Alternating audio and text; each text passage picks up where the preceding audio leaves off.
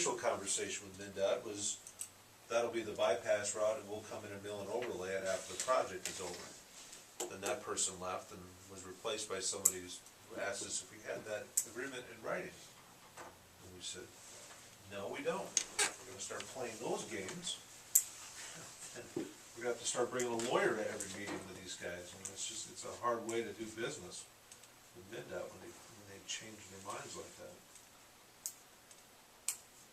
What about, wasn't there a couple that, talking about the upcoming assessments, that they were kind of, We had a meeting, invited the first block of the homeowners, and we had, everyone was pretty well accepting of the project. It was just, they had a certain situation that was, they had invested money, and the project was gonna cost more money on top of their investment, and that's just, they were stating their opinion about it.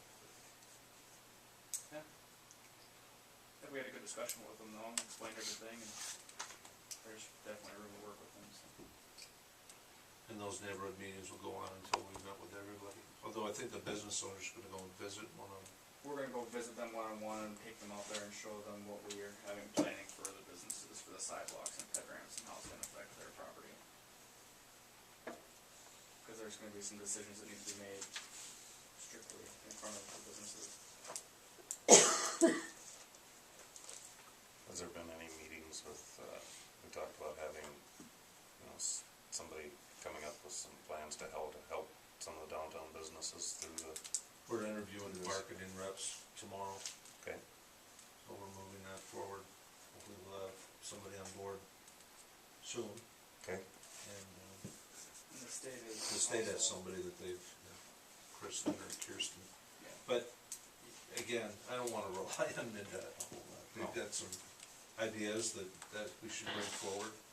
But I know the chamber and the businesses downtown are looking forward to coordinating their efforts, and hopefully again we'll establish some things that will have some life beyond this project. We're not just buying down 1 year's worth of effort. We're gonna have something that'll go on for a long time. Okay. Any other questions? Just, Go ahead, Mark.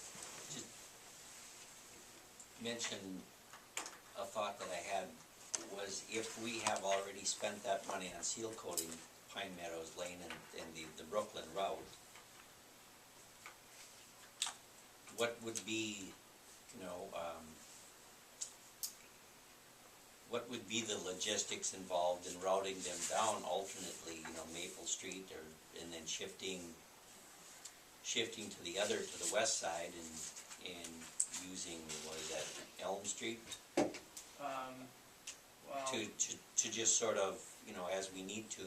we'll be using the south portions of Elm Street because we've redone those streets and we've, very comfortable, but anything north of Grove Street's not gonna work because, actually anything north of Rushford Avenue is gonna work because the trucks get so steep there. Right. The hill, so we wouldn't be able to use that, and it's pretty narrow there. Maple Street gets pretty thin north of the grocery store. We did work back in 2006 to beef up that road and repair the services or utilities down there. North of Park Street, though, it just gets too thin. You've only got about 2 inches of pavement, and maybe 3 or 4 inches of rock underneath there, so it would be pulverized. Then on Maple Street there down by where I live, that part's okay, but you get up to the school, what are you gonna do there? Right, and that's another problem with it is we don't want to be running truck traffic right by the school parking. We wanted to Cause put you'd be tearing up the front and then you have the buses and the kids in back. and that's probably strong enough because I think it was built for school drop off there. So that section might be good enough out to Grove Street, but There's just no room. there's no room. But then down Not a there, safety hazard there. right down there where Winona Street and Maple Street come, that's too tight a corner for semis. Right, and when Winona turns back on to 43, that's even tighter. Never work. Well, and our intention is not to allow any heavy trucks even going along the route through Tyrrell Hills. Our intention is to divert all heavy trucks away from the city. That's where we got in this contest with MinDOT. It's just, we can't allow those trucks. got to go in and then destroy a street because of this project, and then go and assess those homeowners because we gotta fix their street, because we use it as a bypass route. That's not fair, so. We're doing everything we can to avoid that situation. So we have to sign those streets and enforce it with police. The truck drivers, they'll figure it out. Couple of them get tickets or they get warnings, they're gonna tell everybody Or else. just the plain distance and time of the slowdown, they'll reroute themselves, they Right. won't go through town twice. If it takes them that long to get through town, they're gonna find somewhere else to go. Get off at the Williston exit and come down on the 30, or head over to Houston and come down at 16. And they wouldn't, MinDOT wouldn't be at all interested in rehabbing 4 or 6 blocks of street versus, So they've stated that their $1.5 million contribution is all they're willing to contribute. So it could come out of that, but then the city's got to pay for more of a portion of the project. okay. Anybody else? How are we going to handle the trucks, the heavy truck traffic that we have in town, that originates in town?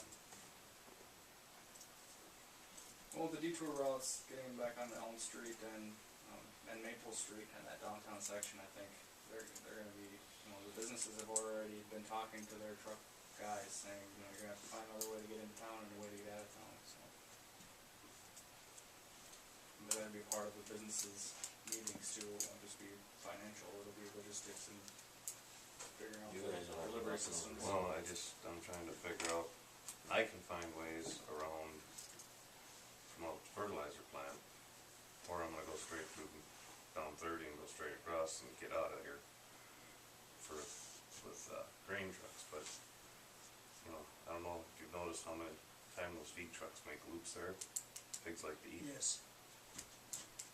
so, And that's one of our first concerns with the project is getting the elevator and the area by the school done first. Get those done and quickly, gravel, Yep. put them back. and I have no doubt, I'm just saying, somehow, they're gonna be coming in and out. Yep. So, because for every load that goes out, a load's gotta come in. Yeah, I think we got a good plan to work around that. The Yeah. difficulty is when we have to change the bypass routes a couple of different times, because as we work through the So you intersection. go through it, yep, it's gotta be a different crossing area. Okay. Anyone else? Motion. In favor of the motion, say aye. Right. Opposed? Motion passes. Thank you for your time, Josh.